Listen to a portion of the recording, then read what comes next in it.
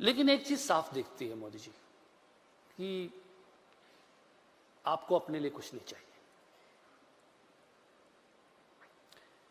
एक फकीरी है आपके स्वभाव में। ये कहां से आई? क्या आप हमेशा से ऐसे ही थे या धीरे धीरे धीरे धीरे फकीरी आती चली गई? ये बहुत ही पर्सनल नेचर का सवाल है। नहीं मोदी जी, ये एक जरूरी सवाल है। ऐसा है कि मुझे मेरी कविता के शब्द बहुत याद रहते नहीं। ये आपने कविता में कहा भी है कहीं तो फकीरी के का जिक्र बहुत किया है। बहुत पुरानी मेरी एक अगर मैं आपसे ये आग्रह कर सकूं कि एक दो मुझे लाइन बता दें।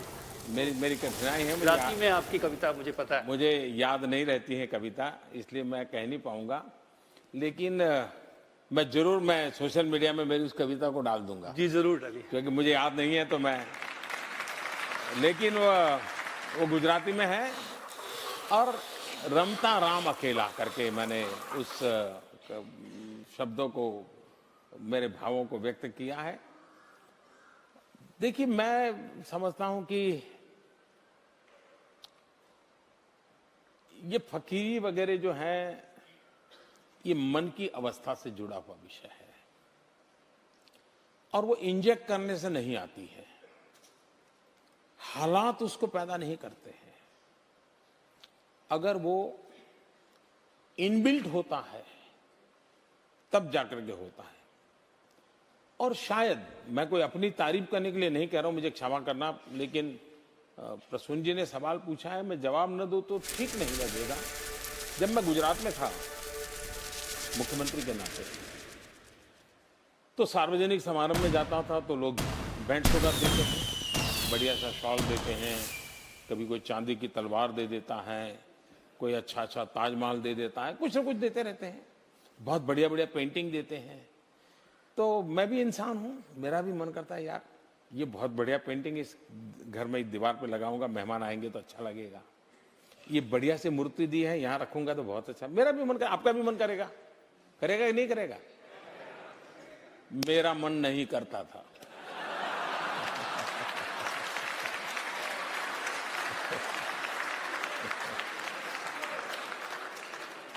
और मैं ये सारी चीजें सरकार का जो ट्रेजरी होता है, तोशाखाना बोलते हैं, उसमें डाल देता था। वो भी बड़े तंग आ गए कि ऐसा क्या सब्जी से आप बारियां बेच देते हो। मैंने कहा मैं कहाँ रखूंगा भाई, मेरे कौन संभालेगा इन चीजों को, कोई उसके लिए किसी को रखना पड़ेगा मुझे। मैं दे देता था। फिर मैं उसका वैल्यूएशन करवाने लगा, फिर मैंने उसका ऑक्शन करवाना शुरू किया। हम लोग जानते हैं हिंदुस्तान में राजनेताओं के साथ ऐसी बातें सब सच होती है, सभी मैं नहीं कहता हूं, सब झूठ होती है, ये भी मैं नहीं कह सकता। लेकिन ये तो होता है कि यार वो फलाना था, इतना ले गया। लेकिन मैं गर्व से कहता हूं कि जब मैंने गुजरात छोड़ा था तो ये जो मुझे मिलती थी चीजें, मैं उसका लगातार ऑक्शन करता था पब्लिक में, और ऑक्शन करके उससे जो पैसा आता था वो मैं गर्ल चाइल्ड एजुकेशन के लिए सरकार में डोनेट कर देता।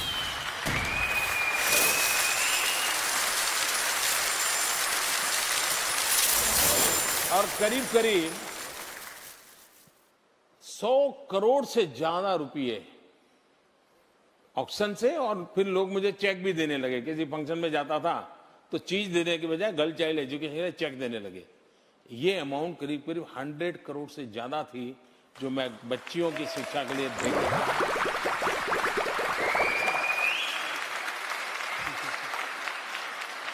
जब मैं मुख्यमंत्री से निकल करके दिल्ली आना तय हो गया, आप लोगों ने मुझे धक्का मार दिया, तो मैंने मेरे अफसर जो थे उनको बुलाया। मैंने कहा भाई ये जो मैं एमएलए के नाते कमाता था, क्योंकि एमएलए के नाते पैसे मिलते थे, मैंने कहा पैसे पड़े हैं, क्या करेंगे हम लोग, मैं कहाँ ले जाऊंगा? आप हैरान होंगे सुन करके, मुझे अभी याद नहीं है, शायद 5-6 लाख रुपया था। मैंने कहा भाई मैं तो कोई सरकार में दे देना चाहता हूं। और मैंने कहा मेरी इच्छा ये है कि गांधीनगर के सचिवालय में जो ड्राइवर और प्यून है उनके लिए मैं अमाउंट छोड़ दूं, आपको इसका व्यवस्था कर दीजिए और उसके ब्याज में से ये ड्राइवर और उनके प्यून के बच्चों को कुछ न कुछ मदद मिलती रहे, वो पढ़ते रहे, ऐसी व्यवस्था कीजिए। मेरे जो अफसर थे सुन रहे थे, मुझे कुछ बोले नहीं। अफसर बड़े कुशल होते हैं, मुंडी ऐसे से हिला रहे थे।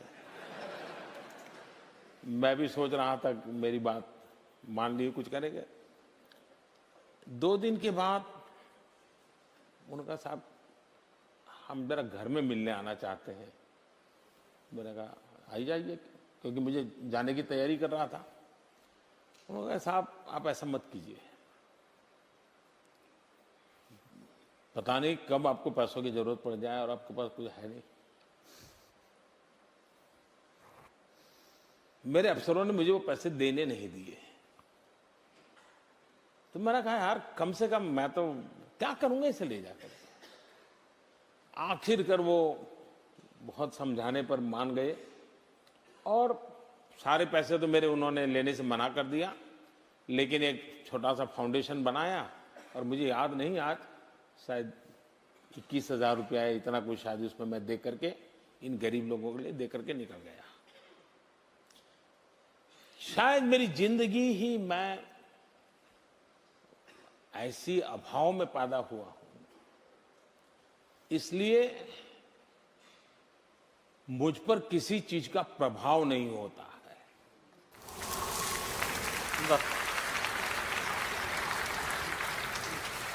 और ये फकीरी वगैरह है वो तो शब्द बड़े हैं, लेकिन मैं औलिया हूं, ये मेरा कोई लेना देना नहीं। बस वही है सर फकीरी, उसी का हम जो हमसे जिक्र कर रहे थे। नहीं आपने वो हर चीज में परिलक्षित होती है।